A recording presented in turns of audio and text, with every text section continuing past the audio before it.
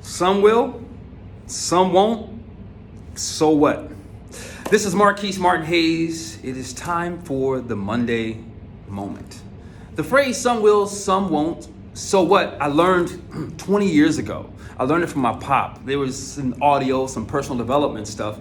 And it was talking about your dreams, like the process of selling, the process of trying to enroll others, the process of pursuing oneself and the truth of what that is.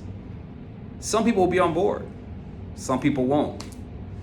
But at the end of the day, it has to be, so what? Why that today? Because over the last couple of months, I have been pondering this thought that 95% of us, according to science isn't always exact, but according to science, 95% of us, we don't know who we are. I mean, there's no other way to say it.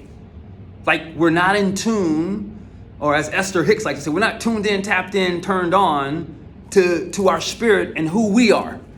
We are puppets. We are actors following the script that's given to us that we then live out. Now, I know that's kind of harsh and you're saying, well, not me, Marquise. But the fact is that 95% of us are. We don't know who we are, and there's reasons we don't know who we are, but I had an interview. I was being interviewed for this book that's coming out that I get to be a part of next month or October, and that question was asked to me, so then what do you tell people, or how can people begin to discover who they are so that they have an opportunity to move from not knowing to knowing and experiencing life in a way that brings truth and peace and calmness to themselves. So I want to share that with you today. One of the things that came up was the idea of finding out what you actually like. Now, I don't mean what you like based on what others like, but getting somewhere quiet and spending time alone and just writing down, thinking about the 7 areas of life: spiritual, emotional, physical, financial, relational, sexual, and there's one other one, mental, I believe it is. But really looking at life and saying, what is it for me? Regardless of my upbringing, regardless of my community, what do I like? And just playing with it, just being in thought around it. Doing that, especially in a space of abundance, like maybe in front of a large lake or maybe over a rooftop. And for some of you, maybe it'll just be in your closet in your quiet time in the morning. But there's a gift behind discovering what you like. You begin to discover, wait a minute, I don't like this, I don't like that. And what happens is you might start questioning, why am I doing what I'm doing? And I know it's a little bit unnerving. It gets a little bit scary when you begin to discover you, like what's inside of you and what's really there for you, your own truth. But a part of that discovery might mean you might start to change some stuff. And some people are going to like that for you.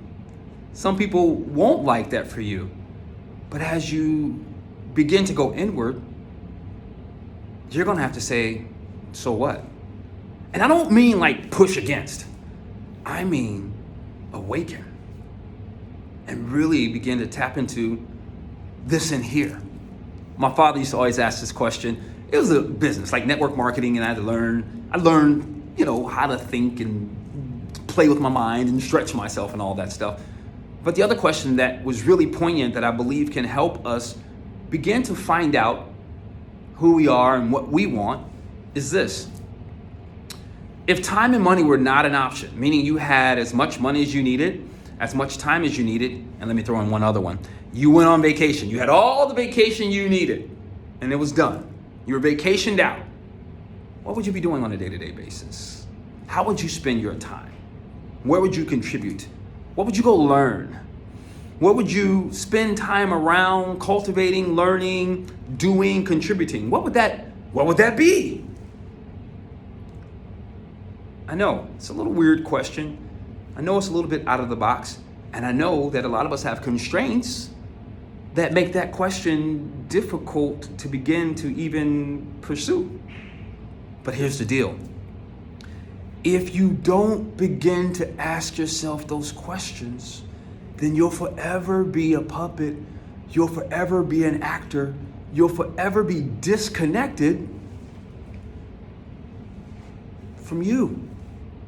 You'll be living life like this. Wow, Marquise, you've done well here.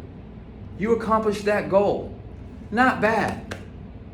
And that, my friends, I just want to suggest is no way to live life.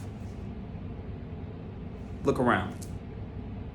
9.5 out of 10 of your friends are just doing what they do because it's what they've already done.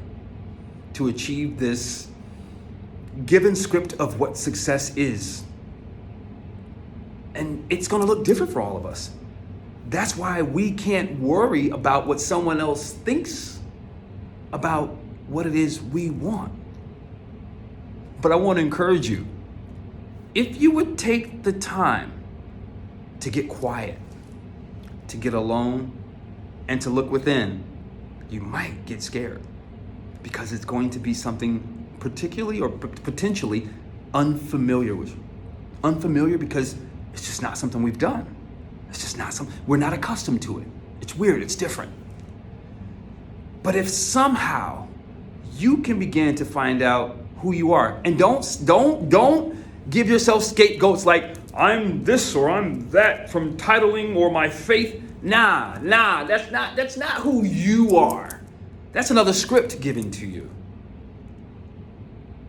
But finding out your wild side, your calm side, the ground in the middle, and discovering that journey begins the gateway.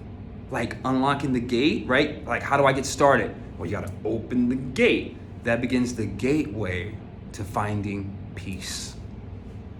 And with all the turmoil going on in the world, with all the scripts being thrown at us, all the things jockeying for our attention, the last thing that we should really be worried about is what someone else thinks. So on your journey to personal freedom, personal peace, personal success, some gonna like it, some won't like it, but you've got to be willing to say, so what? This is Marquise Martin Hayes. This has been your Monday Moment. I hope that you stop being a 95%er, that you stop trying to just, as they said back in the day, keep up with the Joneses and find out who you are. Because that's when you begin to live. Peace.